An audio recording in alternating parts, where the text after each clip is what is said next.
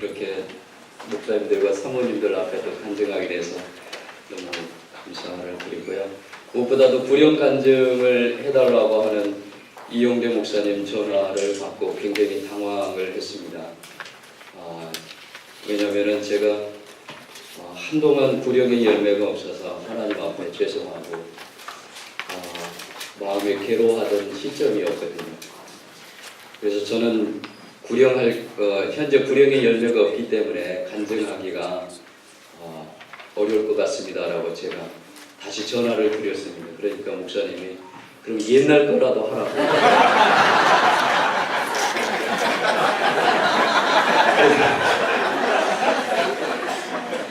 그래서 일단은 네 알겠습니다라고 대답을 했는데 그때부터 다시 기도가 시작이 됐습니다. 하나님 옛날 거 해서야 되겠습니까? 새로운 것을 해야지. 그랬는데 그러던 중에 하나님께서 용주에 제가 그래서 예배를 드릴 때 2월 29일 날 안동에서 40대 중반의 두 분의 남자분을 하나님께서 인도해 주셨습니다. 아멘.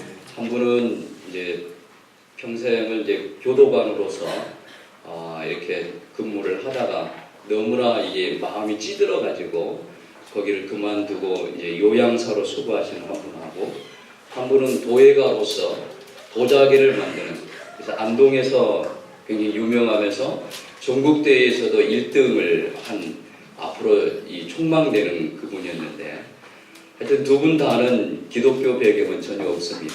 유교와 불교의 영향 아래 있었었는데, 그래서 하나님 이 두 사람을 붙여주셔서 감사합니다 하고서 이제 안동까지 왔다 갔다 하기 시작했습니다. 특별히 그 두 분 중에 한 분, 특별히 도예가이신 분이 그 관심이 더 있었었는데, 그 사무실로 찾아가서 이제 구원의 필요성들을 알려주기 시작했고, 첫 번째는 2시간 정도를 이야기를 했었습니다. 그 사람의 근본적인 죽음의 문제부터 해서 죄의 문제. 그랬을 때 이게 도예가이다 보니까 굉장히 사람이 차분해요. 말도 잘하고요. 그래서 이분이 참 예의상 이야기하고 긍정적으로 반응하는 것 같다라는 느낌이 있었는데, 그래서 기도를 세게 했습니다. 성도들에게도 이제 교회에도 알리고 집사람에게도 알리고 그래서 했는데, 그래 다시 또 안동에 매주 내려갔습니다. 매주 내려가서 그분을 만났고 식사도 같이 하고 그러던 중에 3번을 만나고 4번째 됐을 때 이제 이분의 마음의 문이 열리기 시작했습니다. 아멘. 그래서 예수 그리스도의 대속의 죽음과 부활을 정확하게 성경의 근거에서 제시를 했을 때 믿는다라고 고백을 했습니다. 아멘. 자신이 죄인인 것을 시인하고. 그런데 제가 영주에 가서 여러 번 이렇게 당해봤기 때문에 뭘 당했냐면, 아까 우리 이성진 목사님이 잠깐 이야기하셔서 믿는다고 고백을 했는데 시간이 지난 다음에 엉뚱한 소리 하는. 한 번은 그 20대 후반의 청년이었는데 분명하게 죄인인 걸 시인하고 회개하고 믿는다고 고백을 했었어요. 그리고 나서 예배 생활을 하다가 일 때문에 한 6, 7개월 정도를 예배를 못 나와서 또 신방을 했습니다. 구에도 신방을 했었지만 그때 이제 제가 물어봤어요. 1년 전에 저와 함께 이 대화를 나누면서 예수님을 개인적으로 받아들였는데 혹시 그때 그걸 기억하느냐? 예배 회복에 필요가 있으니까 제일 중요한 것이 구원의 이 감격을 회복하는 것이 중요하다는 생각을 하게 됐습니다. 그래서 그 질문을 했는데 저한테 이렇게 말하는 거예요. 하도 목사님, 그때 저희 집에 초청을 해가지고 다과를 먹으면서 복음을 전했거든요. 목사님이 하도 너무 진지하게 말씀을 전하고 이야기를 하기 때문에 내가 차마 그 자리에서 뭐라고 하면 목사님 충격받을까봐 그래서 예스라고 했고 믿는다고 했고 회개한다라고 했다고 하는 거예요. 그때부터는 이제는 그 믿음으로 고백했다라는 그 말 자체를 제가 조금 이게 다른 각도에서 이제 항상 듣습니다. 그래서 제가 확인을 해요. 하루 지나거나 이틀 지나도 반드시 확인을 합니다. 근데 그분에게도 예수님이 받아들여지고 난 다음에 그때가 언제냐면은 제가 평택에 이제 결정이 돼가지고 아이들 학교 때문에 일주일 전에 올라온 날이었어요. 그때가 2월 28일입니다. 2월 28일이었는데 이제는 저는 평택에 올라와야 되고 그렇게 열심히 노력을 했는데도 한 분은 그날 거부를 하고 목사님 지금 나는 준비가 안 됐으니까 안 됩니다라고 했고 지금도 계속 그분을 연락을 하고 있습니다. 근데 그 도예가라는 분은 도저히 안 되겠어요. 그래서 저는 이제 올라가야 되고 그래서 이 목양실로 영주로 올라오십시오라고 부탁을 해가지고 거기에서 복음을 전해서 이 신앙 고백을 들었는데 제가 하도 의심스러운 그런 이 경험이 있었기 때문에 의심을 이렇게 바라보는 그래서 제가 아내에게 버스 타고 올라오면서 물어봤습니다. 당신 생각엔 어떻게 좀 진지하게 한 것 같아? 그런데 아내가 그 과정을 그건 정말 진심으로 고백한 것 같고 감동이 있었다라고 이야기를 하더라고요.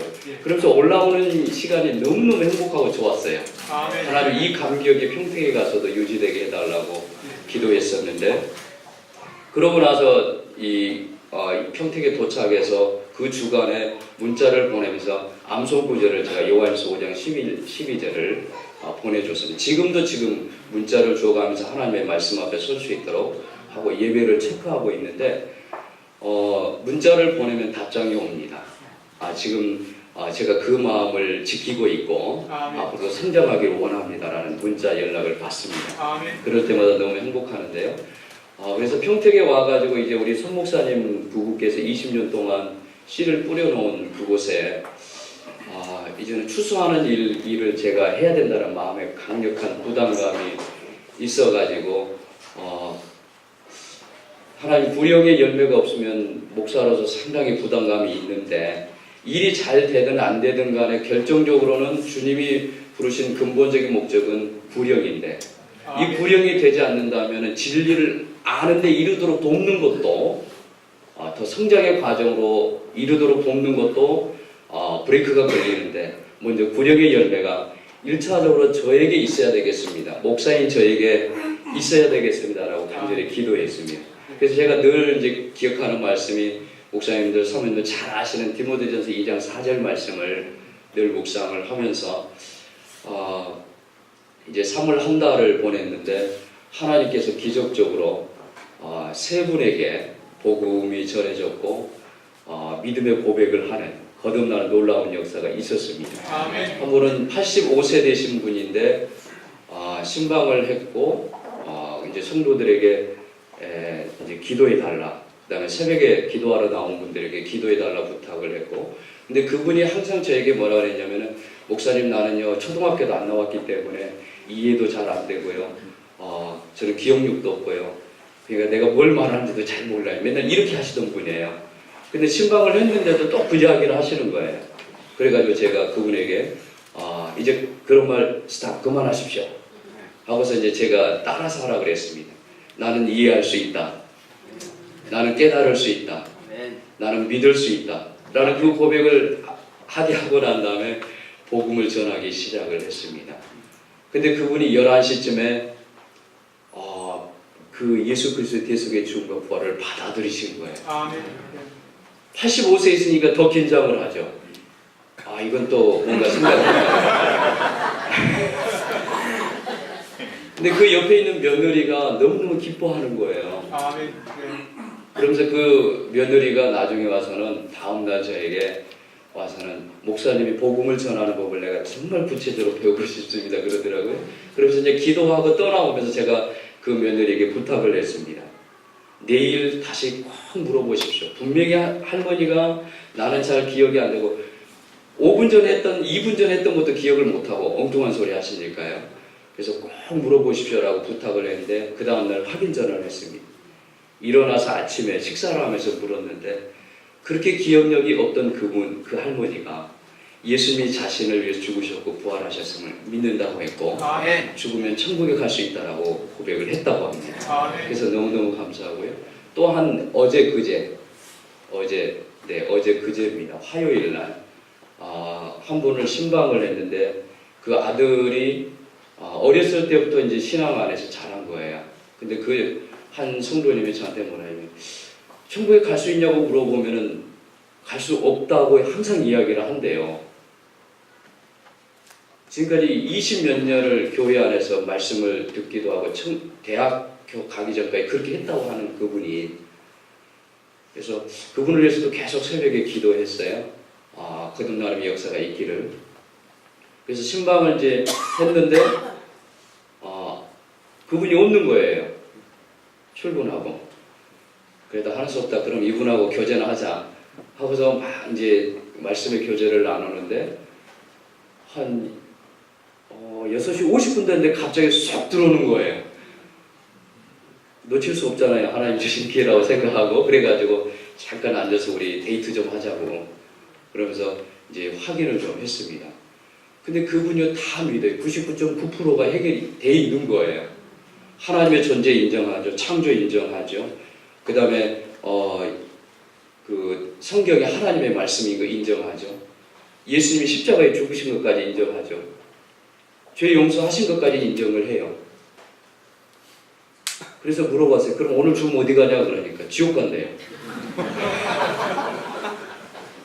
그래서 제가 물어봤어요.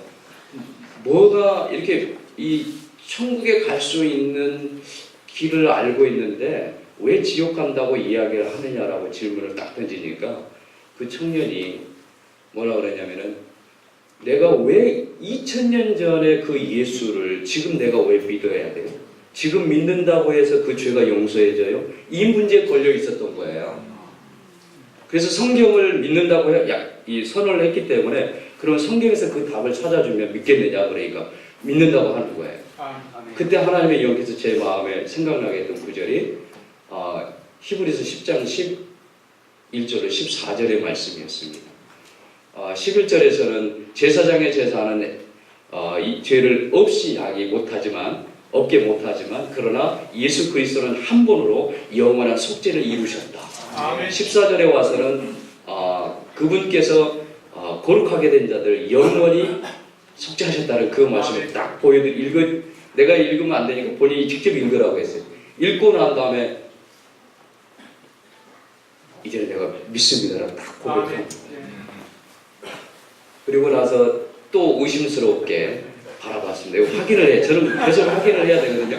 그래가지고 기도 다 하고 본인이 기도하게 하고 제가 하고 난 다음에 그 자매님께 부탁을 했어요. 내일 꼭 확인하십시오. 그런데 역시 그 청년이 정말 이제는 내가 확실하게 죄 용서받고 천국에 갈 수 있다 라고 10년 후에 죽어도 그 후에 죽어도 천국에 갈 수 있다라는 그 고백을 했다라고 합니다. 그래서 너무너무 기쁘고요. 하여튼 이런 일들이 구령의 역사가 정말 저의 사역뿐만 아니라 우리 목사님들 사역에서도 정말 넘쳐나길 진심으로 원합니다. 주님 앞에 섰을 때 제가 가장 열망하고 소망하는 것은 기쁨과 환희의 면류관, 왕관을 받는 겁니다. 근데 하나만 받는 게 아니고 왕창 받는 겁니다. 그래서 구령의 일들을 계속 하기를 원하고요. 구원받은 그런 분들을 또 세워가는 일들을 이제 양육의 차원에서 끊임없이 이뤄가기를 원합니다. 그래서 우리 송 목사님께서 이뤄놓으신 그 20년의 사역에 이제 더 진모를 나타내 보여서 하나님께서 정말 김병수 목사를 그곳에 보내는 것이 뜻이었다라는 것을 입증하는 사역을 하기를 원합니다. 많은 기도 부탁을 드립니다. 감사합니다.